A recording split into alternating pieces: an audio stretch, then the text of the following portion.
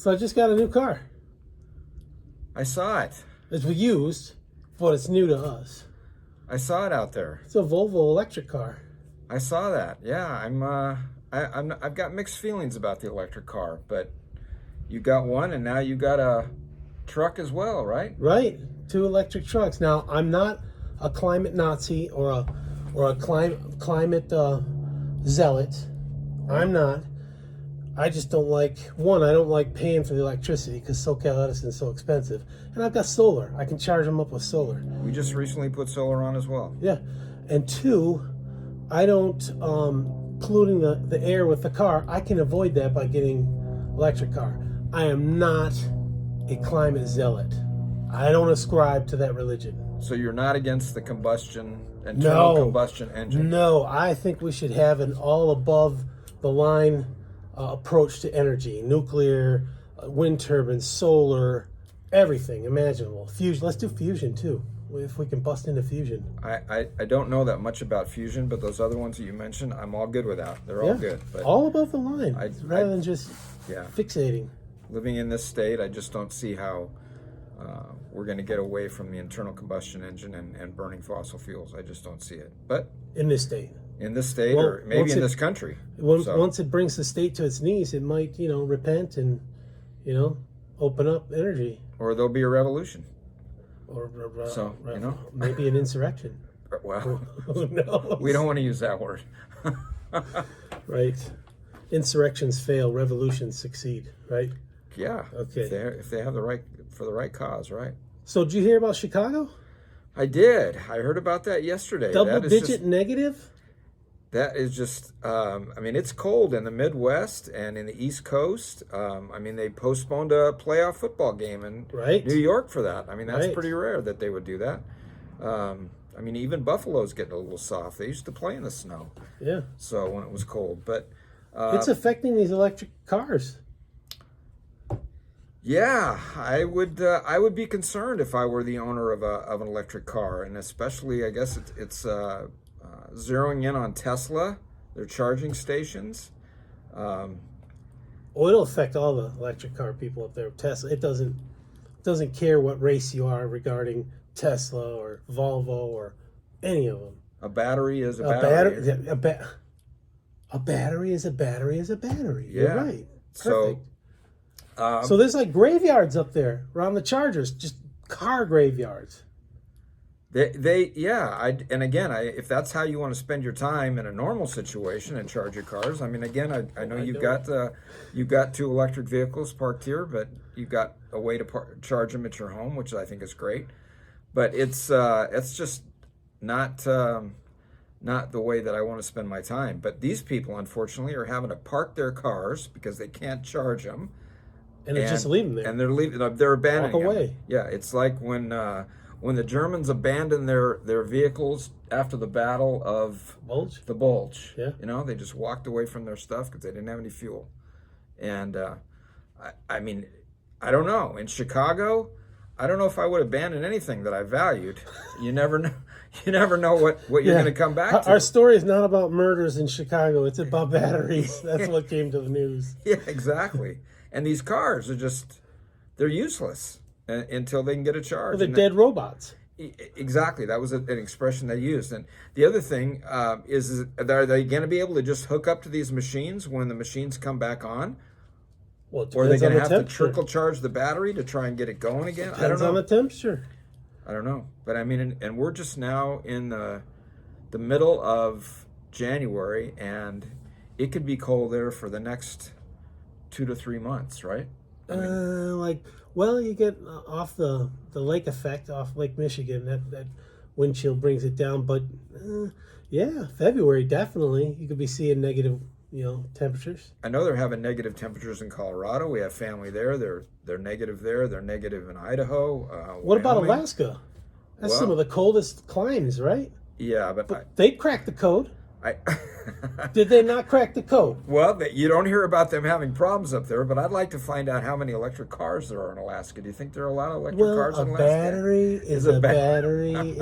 Have you ever gone to Alaska? I have not. Love to go. Have you ever wanted to go? Oh, yeah. Okay, then let's talk about it. So the Alaskans cracked the code. So they've got these terminals at the parking. They're like stub ups, right, at each parking spot in the parking lots, right? And they look like chargers, but they're not chargers. It's 120 power, a little cord that comes out, and every car up there has got another 120 sticking out of the grill. And when they belly up to that pedestal, they just plug in, and it keeps the battery warm so that it doesn't freeze, so they can start their vehicles. But these people in Chicago are dumbfounded. Why is my Tesla not working? Like an engine block heater. Yeah, exactly. So they're, and I know these people in this area are not unfamiliar with engine block heaters because it does get cold there.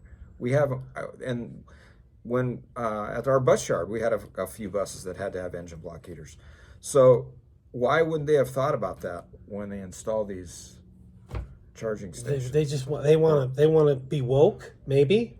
But I'm not woke. Not in Illinois. I just can't imagine that.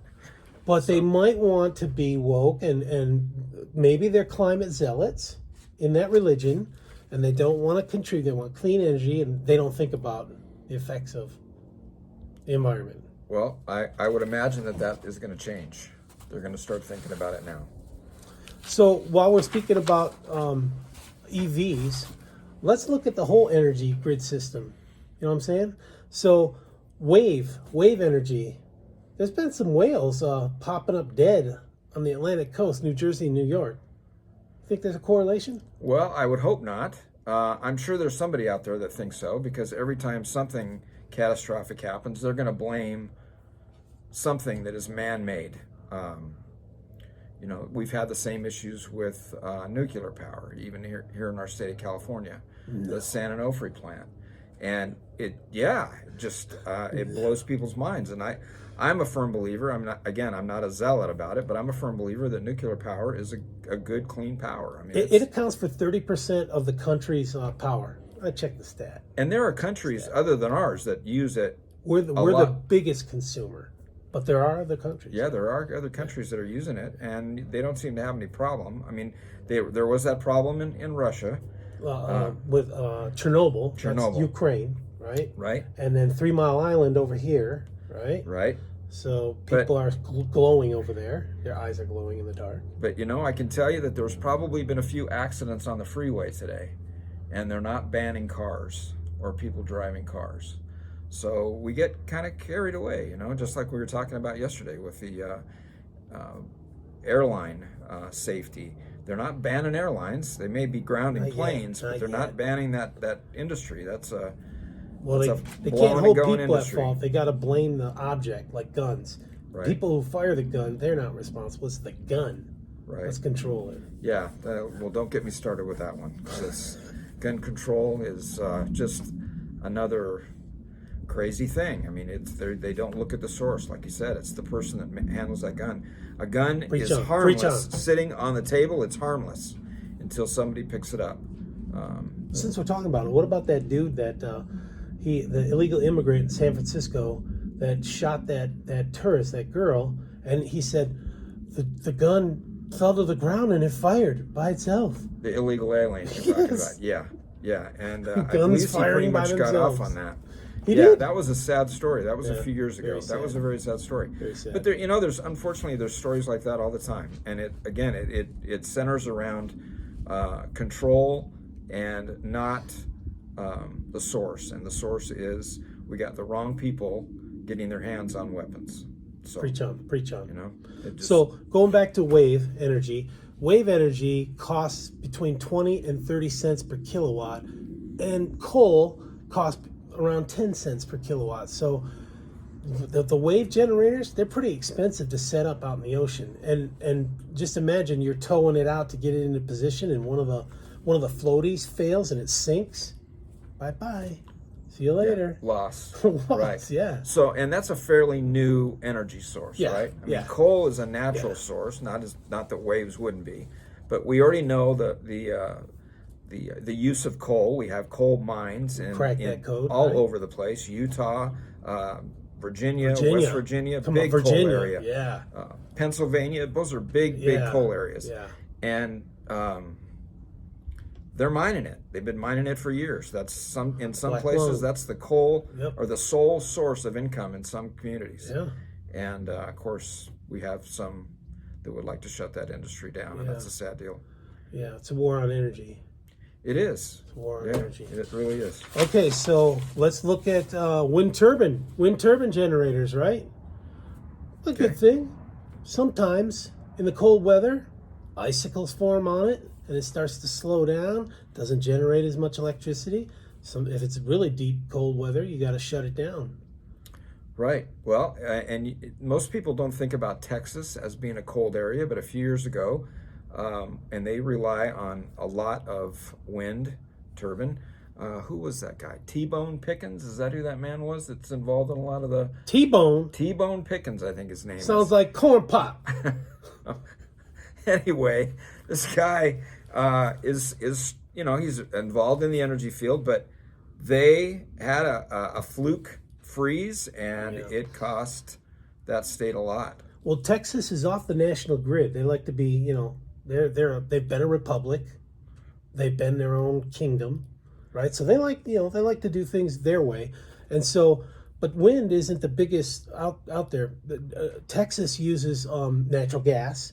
That's Right. the highest that they use for their energy, and coal. But in those cold weathers, the gas pipes freeze. That's what contributed the most to that freeze. We got to give wind turbine their props. They weren't the cause of it, Right. just a little part. And then coal heaps frozen. You can't get that loader in there to scoop and put it in to get it on the conveyor belt. It's frozen. Well, going back to the cars, they need to get some kind of a coal heater, so they can keep those things on. Well, they do heated aggregate at concrete plants for placing concrete in the winter. Absolutely. So but yeah, again, going back to the energy, the whole scheme of it all serves its purpose. I think it all has its ups and its downs, its goods and its bads. But give us an all above approach. Right. Use it all. Exactly, use it all. We have a lot of natural resources here. We have a lot of natural gas. We have a lot of oil products right here in our country, and we need to use all of it. I'm not sure I understand why the climate zealots focus in on you got to use clean energy there's got to be something there that's happening that we don't know about. Well, Especially with these gas prices that went up, right? And the oil heating your home went up. There's got to be, well, and those affect everybody. where there's smoke, there's fire. Maybe there's payola going on. People are making money from it. Deep Look state. Look at John Kerry. John Kerry just stepped down from being the climate czar. Climate right? czar, yeah, good old John. As things are starting to go south with the Green New Deal, which was called the Inflation Reduction Act, right? Well, and he was flying all around in his private jet that didn't belong to him. It belonged to his wife, but it's still, he was using it. But very important people have to get to those meetings somehow. I mean, he could get on a sailboat, right? Yeah. And take a couple of weeks. It just takes some planning, right? You could do that. Yeah, you could fly commercially. But I'd even pay for a first-class ticket for him if you wanted to do that. But you do that? sure, good old John, anything to get him out of our country. Would you pay for a first-class ticket for me to go somewhere? I like you, Steve. I want you to stay here in this country. So it's coincidental that he stepped down and it's all falling apart to work on Biden's. Yeah, I don't know if re-election anything campaign. that those guys get involved in is coincidental. I think it's all planned. It's all part of the deep state, and those guys are right in the middle of it. They really are. Never been a big fan of John Kerry. I'll tell you and his what. message. I've got a parting shot at John Kerry. He was in the Navy when he was running for president. Remember, he was running for president, and his sailors that he commanded wrote a book, Unfit for Command. Now, I've been in command 3 times in the Army, right? And if my soldiers wrote that book about me, I would just probably commit suicide. I was going to say it'd probably be pretty devastating, right? Yeah. After you're in combat with these men. Yeah. So when those men speak and say unfit for command, he's unfit for everything. My opinion. Well, when you're in charge of people's lives and the safety of their lives, that's a big thing. Much more important than worrying about our climate, which I think because our climate's been around a lot longer than most of us have, it's going to take care of itself. It started out like the climate religion started out there's going to be a deep freeze. Like 40, 50 years ago, the whole planet's going to freeze. And then, there's global warming. It's all going to warm, and the icebergs will melt and raise the water level. Yeah, tell that to And then Chicago. It was climate crisis. We're having a climate. Now it's climate change. And that's perfect, because if your prediction that the world's going to end in 10 years, like AOC a couple of years ago did that, Right. you can just say, the climate didn't change as we thought it would, but it's still climate change. So still give us money. Yeah, that's their answer for just about everything. Throw money at it. Yeah. And we'll talk about that later, right? When we talk about Rand will. Paul's report. Tomorrow, join us tomorrow. We're talking about the Festivus report, and we're going to bear it all in support of Mr. Paul. Yeah. Thanks for watching, and subscribe to us. If you like what you see, subscribe to us. We'll see you. Have a good day.